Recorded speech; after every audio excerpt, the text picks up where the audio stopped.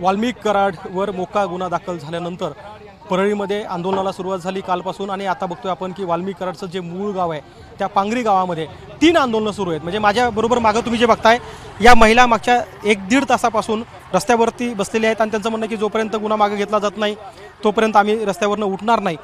पांगरी गावच्या या महिला आहेत, पुरुष मंडळी समोर उभा टाकली आहे आणि बरोबर माझ्या उजव्या बाजूला तुम्हाला पाहायला मिळू शकेल की सकाळी 7 वाजल्यापासून या मोबाईल टॉवरवरती पांगरी गावचे काही तरुण हे या टॉवरवरती गेलेले आहेत। मध्यभागी 3 जण दिसत आहेत आपल्याला, अगदी वरच्या टोकावरती 2 जण बसलेले आहेत। एकूण 5 तरुण आहेत जे सकाळपासून अगदी त्या टॉवरवर जाऊन सुद्धा घोषणा देत आहेत, वाल्मिक कराडवर जो गुन्हा दाखल झाला आहे त्याचा निषेध नोंदवत आहेत आणि सुरेश धस असतील, संदीप क्षीरसागर असतील, बजरंग सोनवणे असतील यांच्या संदर्भात सुद्धा घोषणा देताना आपल्याला पाहायला मिळत आहे। बरोबर माझ्या डाव्या बाजूला मी आणखी दाखवायचा प्रयत्न करतो की इथे पाण्याची टाकी आहे आणि त्या पाण्याच्या टाकीवरती सुद्धा देखील तुम्हाला 4 ते 5 तरुण दिसत आहेत जे मागच्या 10 ते 15 मिनिटापासून वरती गेलेत, वरून घोषणा देत आहेत।